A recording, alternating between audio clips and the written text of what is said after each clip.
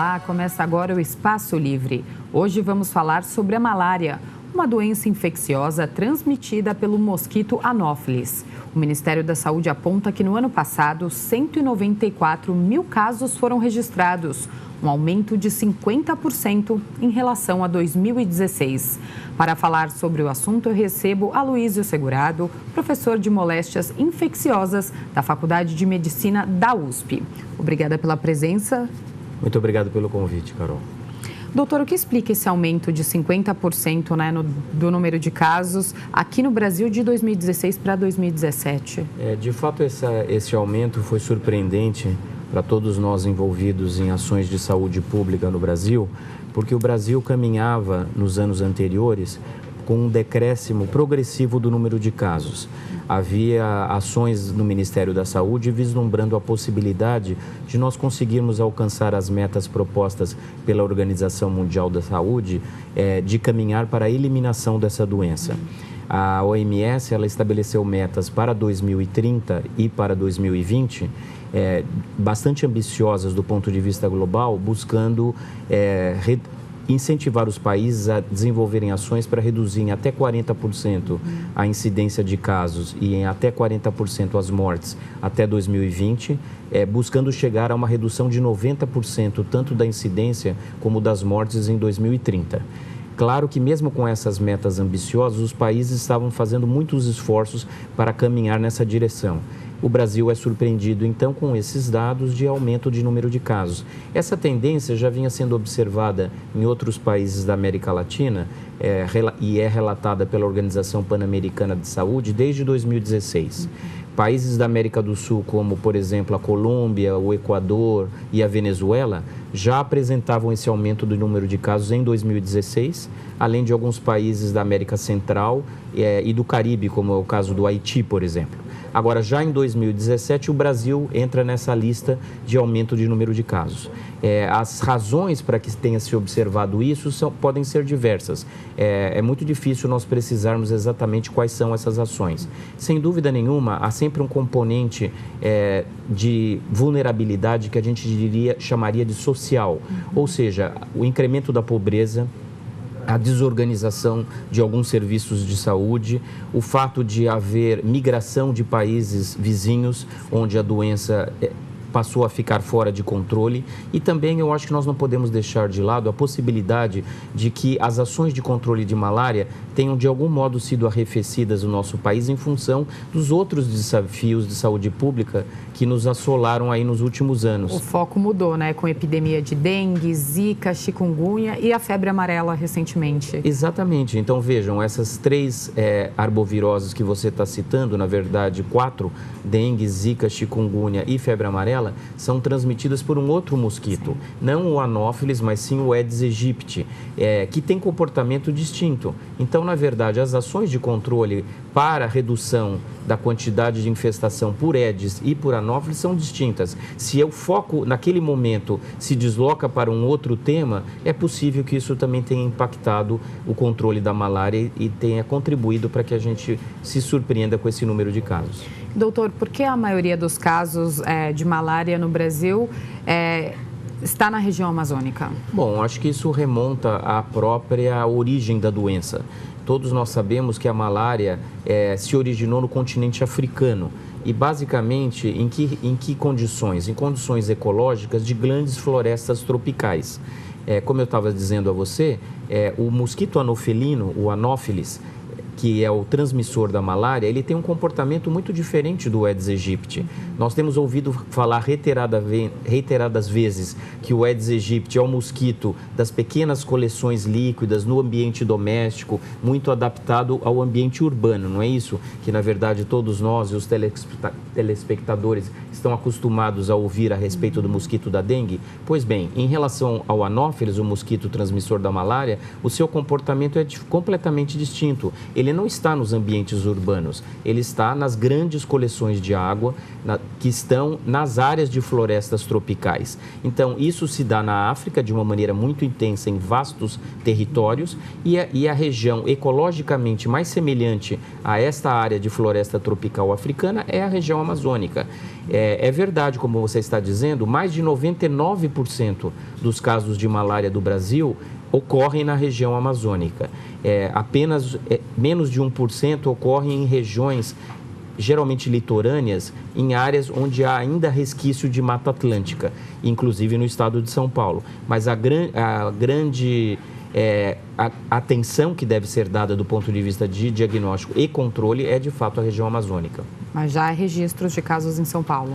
Veja, São Paulo é um estado que não fez bem as suas florestas ao longo dos últimos séculos. Destruiu grandes áreas florestais. O que nos resta no estado de São Paulo hoje são pequenas concentrações de resquícios de Mata Atlântica, que, como todos nós sabemos, estão próximos ao litoral, especificamente, e caminhando em direção ao sul do estado, no Vale do Ribeira. Então, essas são as regiões onde ainda temos malária no estado de São Paulo, mas um número de casos praticamente, eu diria, desprezível em comparação ao que se observa na região amazônica. A maioria dos casos está na região amazônica, né? A gente tem poucos em outras regiões do país. Por que a letalidade é mais elevada nessas outras regiões? Isso é muito curioso. Veja, a atenção da população e dos próprios profissionais de saúde pública para a malária está mais concentrada nas áreas onde a malária representa um problema de saúde pública. Então, a população, em geral, é suficientemente esclarecida na região amazônica que, se surgirem alguns sintomas que são caracteristicamente relacionados à malária, basicamente a febre e o mal-estar, febre geralmente muito alta, depois podemos detalhar isso um pouco melhor, a primeira hipótese diagnóstica que deve ser feita é a malária. Então, os meios de comunicação insistem muito nisso, de que na presença de um caso febril, a primeira providência do cidadão, que vive numa área de transmissão, como a região amazônica, deve ser buscar uma unidade de saúde onde esse diagnóstico de malária pode ser confirmado ou descartado. E, felizmente para nós, esse diagnóstico é muito facilmente confirmado com os exames de lâmina. Então, na verdade, nós sempre reforçamos isso muito, inclusive com os alunos, os estudantes de medicina. Numa área de transmissão de malária, qualquer caso de febre deve ser, a princípio, pensado como sendo de malária. Se a malária for descartada num exame bastante simples, aí sim vamos pensar em outras hipóteses diagnósticas. Então, voltando à sua pergunta, isso não acontece na região extra-amazônica, onde a malária deixa de ser entendida como um problema. E o que nós observamos, por exemplo, no estado de São Paulo ou em outros estados onde a Mata Atlântica propicia um pequeno número de casos,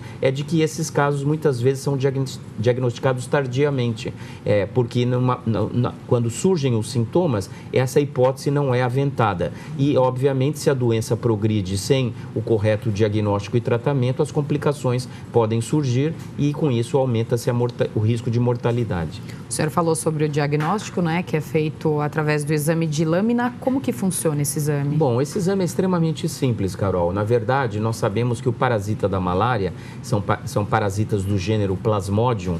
Eles vivem dentro dos glóbulos sanguíneos, basicamente dos glóbulos vermelhos, as hemácias, como chamamos. Então, na verdade, na frente a uma suspeita de malária, um caso febril, basta o paciente procurar uma unidade onde esse exame pode ser feito e, por exemplo, na região amazônica, mesmo em áreas muito remotas, há sempre um profissional treinado para fazer esse exame ao microscópio, por isso o chamamos microscopista, que na verdade vai fazer uma pequena punção com uma lanceta na ponta do dedo da pessoa, deixar cair ali algumas poucas gotas de sangue numa lâmina. Essa lâmina depois, após secagem, vai passar por uma coloração e vai ser imediatamente visualizada no microscópio. Ao se analisarem os glóbulos vermelhos no microscópio, será possível identificar a presença do parasita no interior dessas células. Não só a gente consegue confirmar a presença do parasita nesse exame de lâmina, como mais do que isso, nós conseguimos identificar qual a espécie de Plasmodium que está causando a infecção. Lembrar a todos os que estão nos ouvindo e nos vendo que, na verdade, há duas espécies de Plasmodium que causam malária no Brasil de forma mais importante.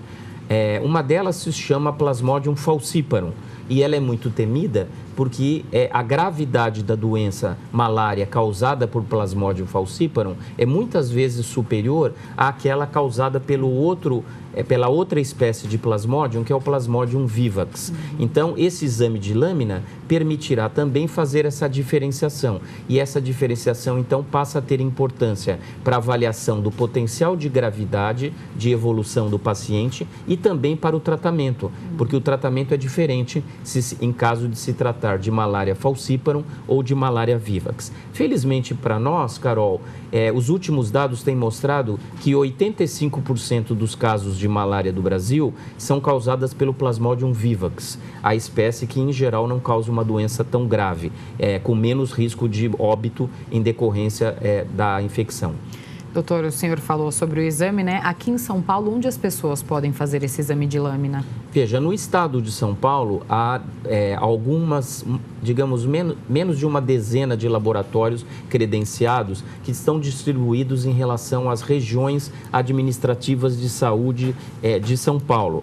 Qualquer pessoa que tenha interesse em identificar onde estão esses postos de diagnóstico microscópio pode consultar o site do Centro de Vigilância Epidemiológica da Secretaria da Saúde, o que chamamos CVE, e lá estão listados todos esses locais. Na cidade de São Paulo, especificamente no nosso município, há apenas 2 laboratórios capacitados para fazer esse exame no âmbito do SUS. Um deles está lá no nosso Hospital das Clínicas, da Faculdade de Medicina da USP. Ele funciona de segunda a sexta-feira, em horário comercial, no prédio dos ambulatórios, junto ao Centro de Vacinas do Hospital das Clínicas. E o segundo local é um hospital de referência do Estado para doenças infecciosas, que é o Instituto de Infectologia Emílio Ribas, também localizado ali próximo, na Avenida Doutor Arnaldo, e especificamente em relação ao Instituto Emílio Ribas, o pronto-socorro do Instituto Emílio Ribas também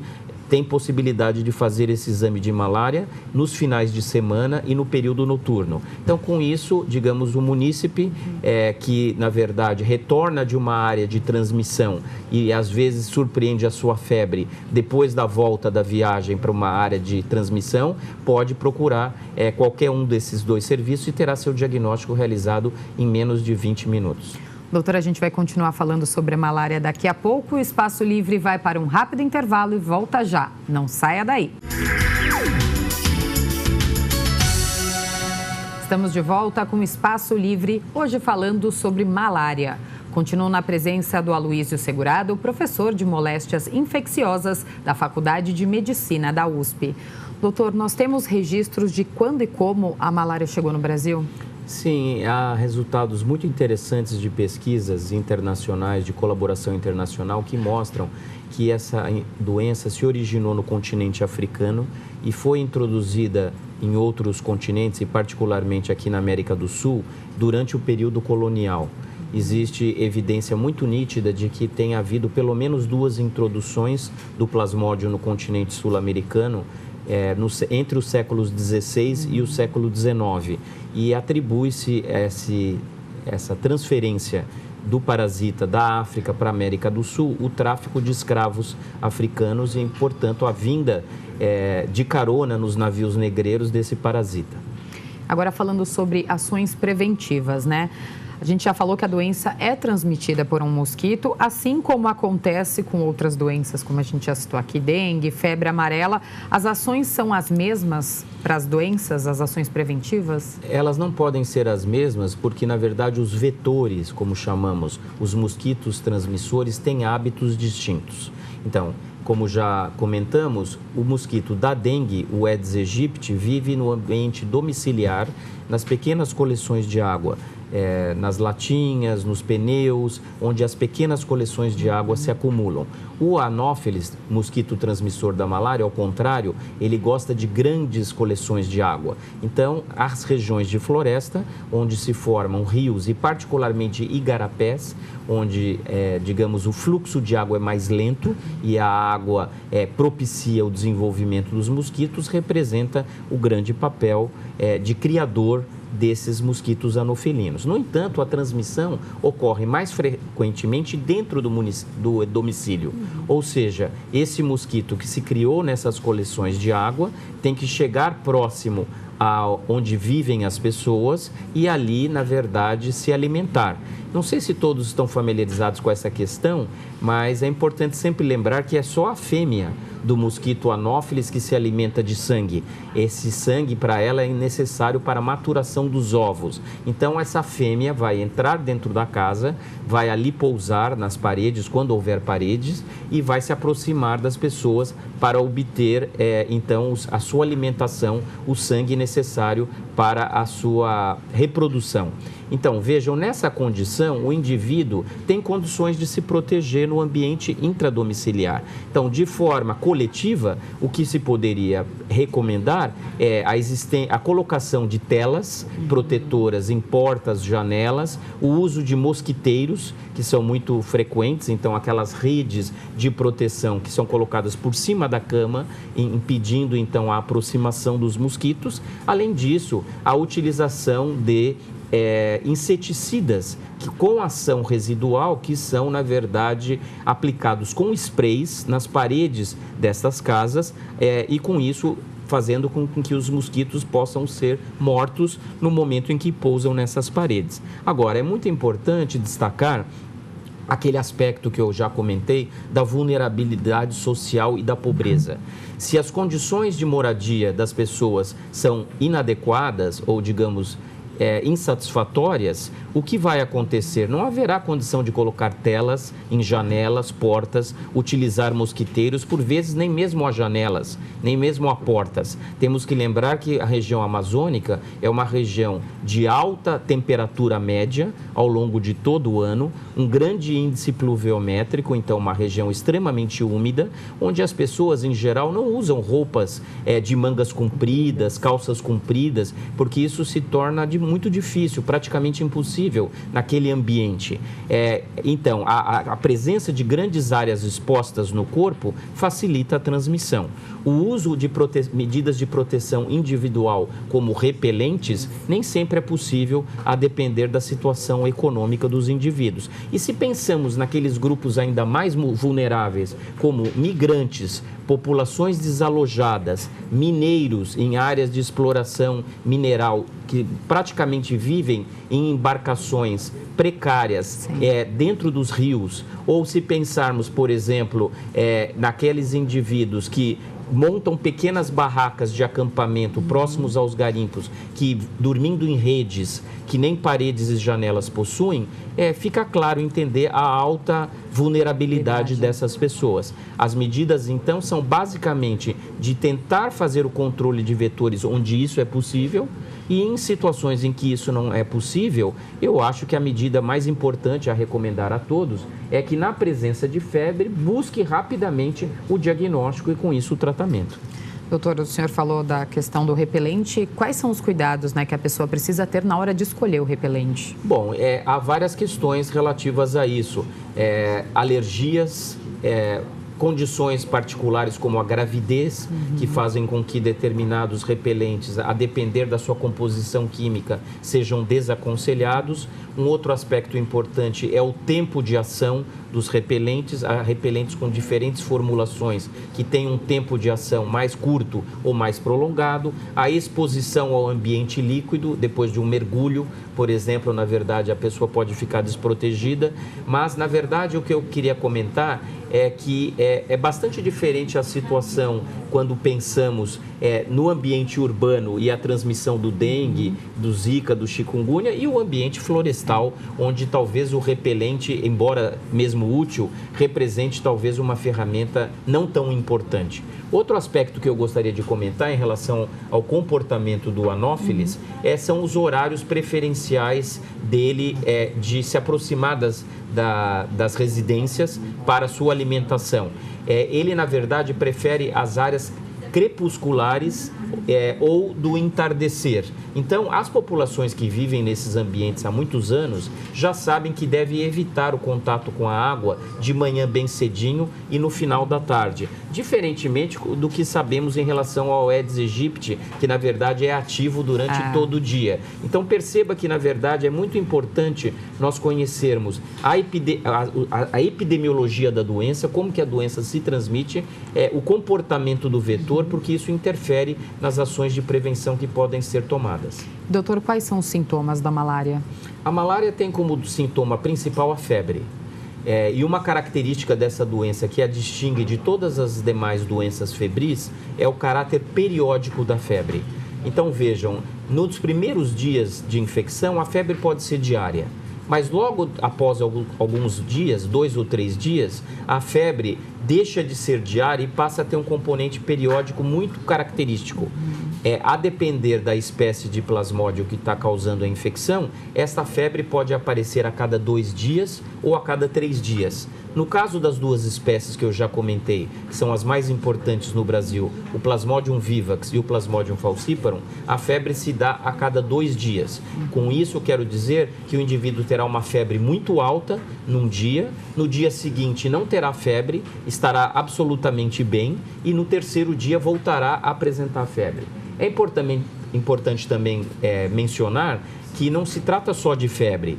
Na verdade, esta febre é uma febre muito alta, que frequentemente ultrapassa 39 graus centígrados, e essa elevação da temperatura dos 36, 37 graus, a temperatura normal, até 39 ou mais, se dá de forma muito rápida. E isso provoca um outro sintoma característico da malária, que são os calafrios. Então, na verdade, a gente poderia dizer que esse acesso de febre característico da malária tem 3 fases. Uma primeira fase que começa com os calafrios intensos, que fazem com que a pessoa, se estiver na cama, por vezes a própria cama comece a tremer.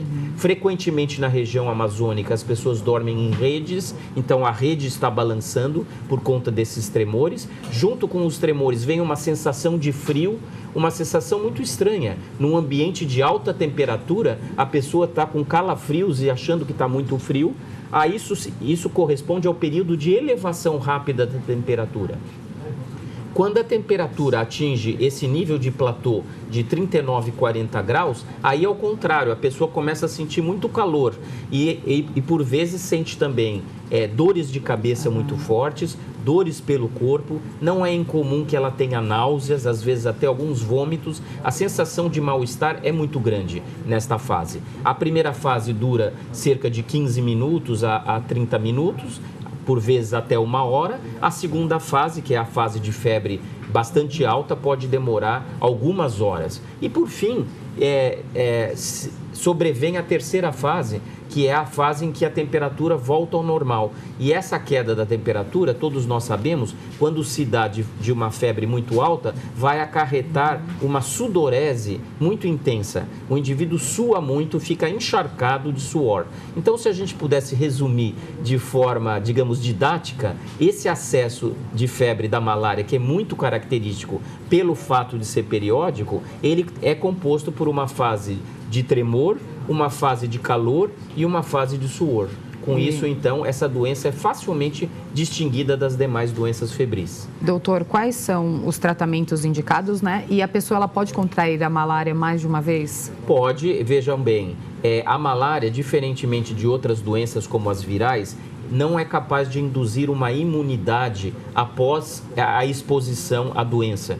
Ou seja, o indivíduo pode adquirir malária várias vezes. O que se observa na prática é que em regiões onde a doença é muito frequente, voltamos então à região da África, particularmente a região de floresta tropical africana, onde acontecem mais de 90% dos 200 milhões de casos anuais de malária no mundo todo, e particularmente em 15 países onde se concentram 80% desses casos, nessas regiões o indivíduo é exposto à malária logo depois do nascimento.